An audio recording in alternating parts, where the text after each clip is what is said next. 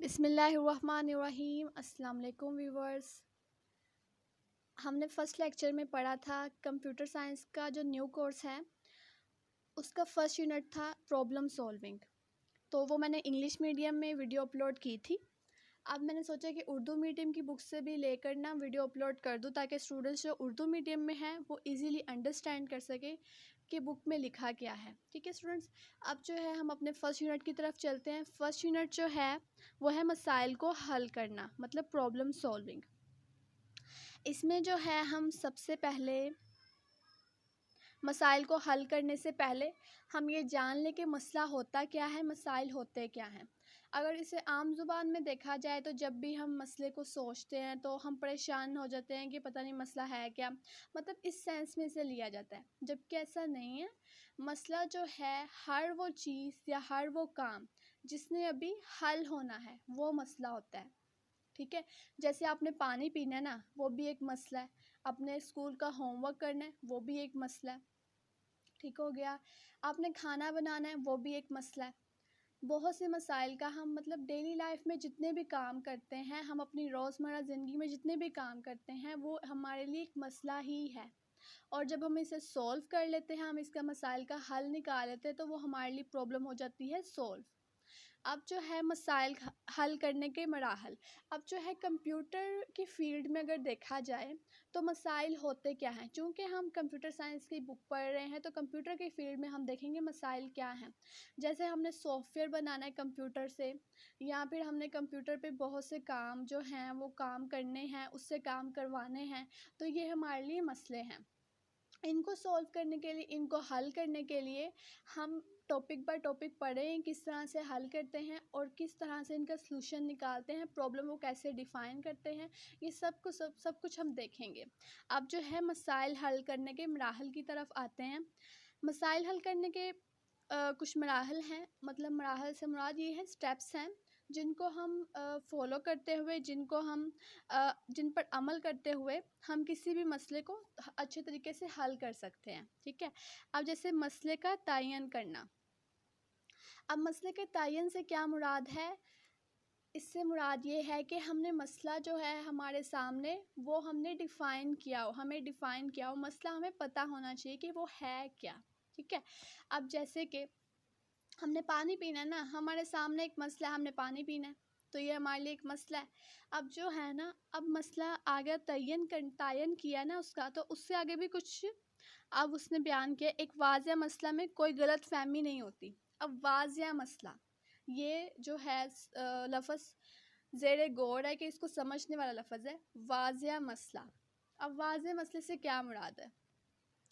वाज़िया मसला ये होता है कि हमारे पास जो है मसला मुकम्मल तौर पर हमारे सामने वाज़िया हो, मतलब वो बिल्कुल ठीक हो, उसमें कोई भी गलतफ़हमी ना हो।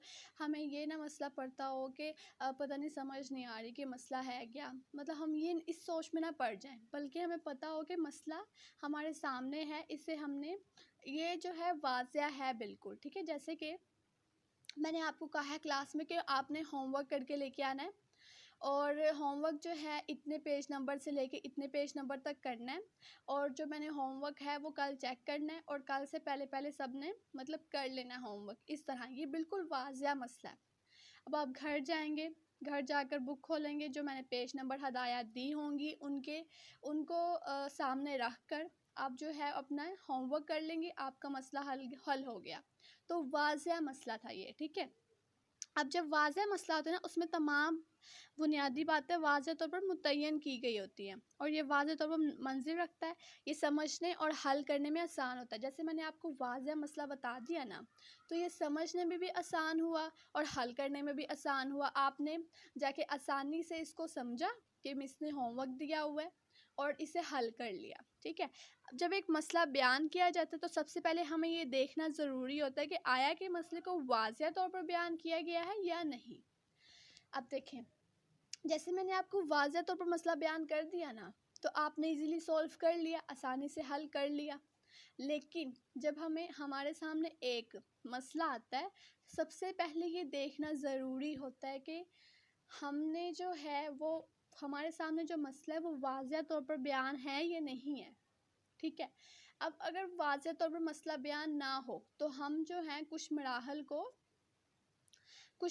को जो हम जो है इख्तियार करते हैं ताकि हमारा जो मसला है किसी हद तक वाज़ेह हो जाए और हम इसे इजीली मतलब आसानी से हल कर सकें। अब वो मराहल क्या हैं, जैसे अगर वाज़ेह मसला ना हो तो हम दरअसल दिए गए तरीक़ों में से किसी एक तरीके का इख्तियार करते हैं और मसले को तय्यन बआसानी कर सकते हैं। ठीक है, मसले को डिफ़ाइन आसानी से कर सकते हैं। अब मसले का पस मंज़र मालूम करना। पस मंज़र से अगर इंग्लिश में से देखा जाए वर्ड तो बैकग्राउंड नॉलेज है।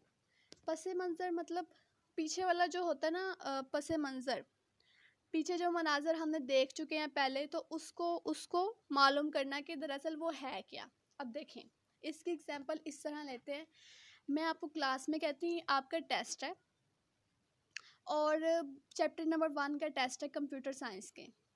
अब मैंने जो है आपको ये नहीं बताया कि टेस्ट जो है वो कितने मार्क्स का आएगा, टेस्ट जो है वो मैं किस टाइम कंडक्ट करूँगी, मतलब मैं किस टाइम लूँगी, और टेस्ट जो है मैं किस पैटर्न से बनाऊँगी, मैंने ये आपको नहीं बताया। ठीक है, अब जो है आप घर जाते हैं, मतलब ये वाज़ेह मसला नहीं है आपके सामने, अब घर जाते हैं, घर जाके सोचने पड़ जाता है जी ये तो वाज़ेह मसला नहीं है, मिस ने तो बताया ही नहीं कि क्या करना है, बस यही बताया कि टेस्ट है तैयारी कर लो।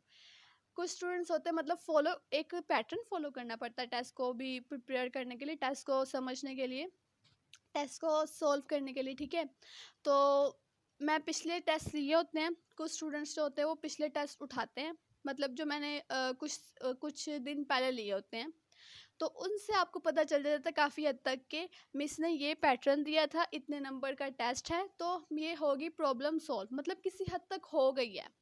आपने जो है वो पस मंज़र से है अंदाज़ा लगा लिया, पस मंज़र को देख के ना, तो जो मसला वाज़ेह नहीं था उसे वाज़ेह कर लिया। अब इसको पढ़ते हैं, हम इन हालातों वाक़यात को जानने की कोशिश करते हैं जिसकी वजह से मसला पैदा हो रहा होता है। इस तरीके से हम इसकी शिनाख्त कर सकते हैं, इसमें भी जानने में मदद मिलती है कि अच्छा हल कैसे होगा, हम क्यों कर हल को मापने के काबिल हो जाते हैं। ठीक है, अब अंदाज़ा लगाना। अब अंदाज़ा किस तरह से, अदम दस्तियाब मालूमात का अंदाज़ा लगाने की कोशिश की जाती है, अंदाज़े हमारे माजी के तजर्बे की बुनियाद पर हो सकते हैं। ठीक है, अब माजी में मैंने आपसे टेस्ट लिया, आपने अंदाज़ा लगा लिया कि मिस ने जो है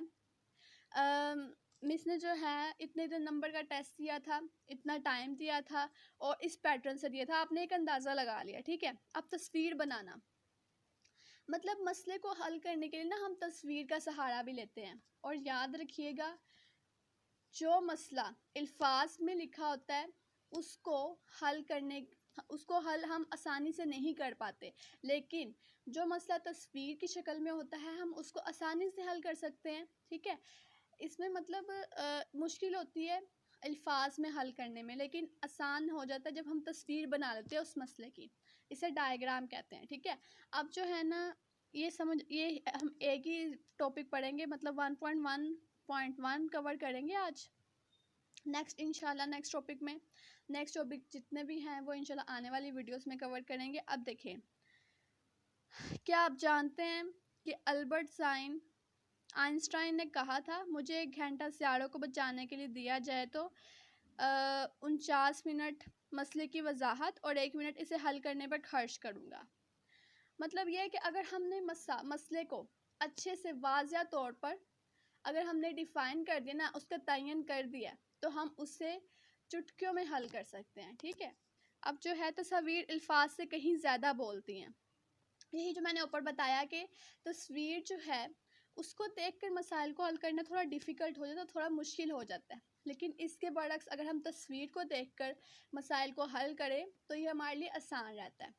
अब जो है ये पज़ल जो है वो मैंने वहाँ भी सॉल्व की हुई है इंग्लिश वाले लेक्चर में, तो आप देख लीजिएगा। तो आज का जो है वो हमारा टॉपिक इतना ही है, और इंशाल्लाह जो है आने वाली वीडियोस में बाकी टॉपिक्स कवर करेंगे।